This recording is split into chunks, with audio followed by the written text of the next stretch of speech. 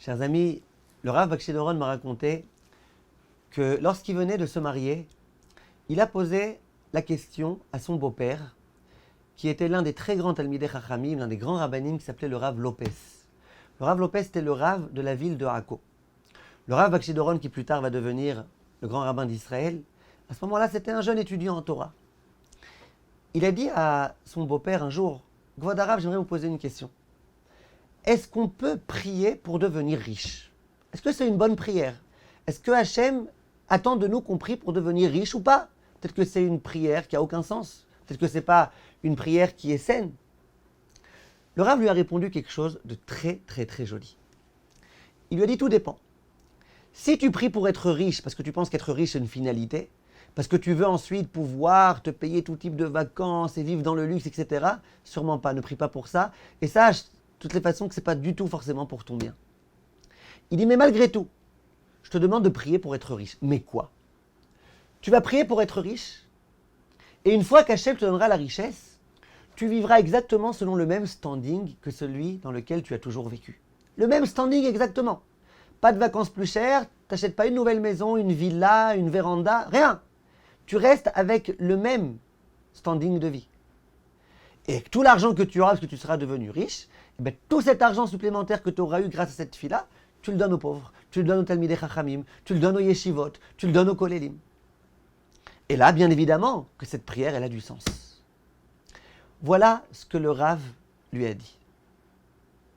C'est extrêmement intéressant, parce que le Rav Lopez lui-même, c'est notoire, c'est connu et reconnu, qu'il avait beaucoup d'argent. Il y a plein de gens, d'élèves à lui qui venaient, qui lui donnaient des enveloppes. Rav, prenez cet argent, Rav, prenez.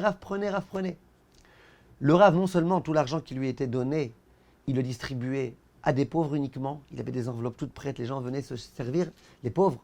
Mais en dehors de ça, même son argent personnel qu'il avait, il vivait lui-même vraiment de la façon la plus modeste possible. Et il donnait beaucoup plus que le 10e de ses revenus. Il vivait, lui, j'allais presque dire dans la pauvreté, et le reste de l'argent, il le distribuait. Et ça, c'est un Shulchan Arour dans Siman Resh Lamed Aleph, Orach Chaim. Je vous conseille vraiment, si vous pouvez un jour, lisez ce siman-là, un siman qui comporte un saïf. Le Shulchan Arour dit, attention, tout ce qu'on fait dans la vie, il faut que ce soit pour la Avodat Hashem. Je travaille, il faut que ce ne soit pas pour moi-même qui fait, mais pour pouvoir servir à Kadosh Baruch Hu.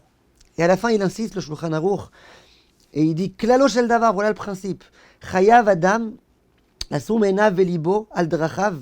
L'homme, il doit toujours bien vérifier, être minutieux. Lishkol kol ma'asav, chaque acte qu'il accomplit, le peser bemozne sichlo, avec la balance de son intellect. Ou ksheroe davar sheyavi lidei avodat haborei yitbarach, ya'aseu. Dès qu'il voit quelque chose qui peut le rapprocher d'Hachem, il l'accomplit tout de suite. Vim lav, et sinon, lo ya'aseu. S'il y a quelque chose, je me demande, je fais ou je fais pas? Si je ne sais pas que ça va me rapprocher d'Akadosh Baruch Hu et du service divin, que je ne le fasse pas. Ou Misheno Eken, Oved El Borot Tamid. Et celui qui fait ça, il sert Hachem tout de suite. Alors Hafetz Chaim, il s'interroge.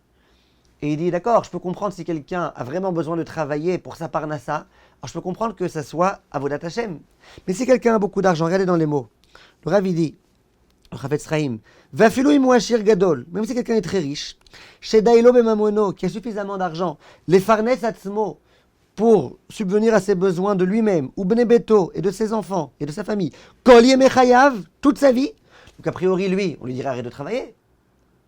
Ton travail ne peut pas te rapprocher d'Hachem. Il dit ici, gamken yetzuyar lifamim. Malgré tout, lui, quand il travaille, il peut faire la avodat Hachem. Pourquoi? Shemishtadel arbot asakav dvar mitzvah. Il a envie d'avoir beaucoup d'argent pour faire des mitzvot. Kegon shekavato l'arbot b'tzdaka b'gimut chasadim. Par exemple, son intention, c'est de faire beaucoup de tzedaka, beaucoup de choses de charité. Il dit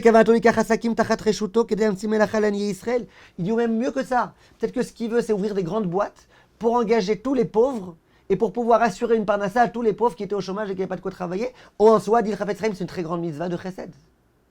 Donc c'est exactement le Rav Lopez. C'est bien d'être riche d'une certaine façon, et tout dépend. Si la richesse c'est pour toi, vérifions bien ce que ça s'appelle vraiment ça, servir à Kadosh Baruch Hu de toutes nos forces et de tous nos moyens. Visiblement, non.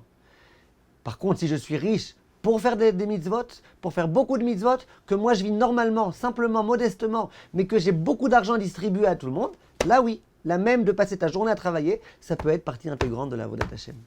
Colto, mes chers amis, à bientôt.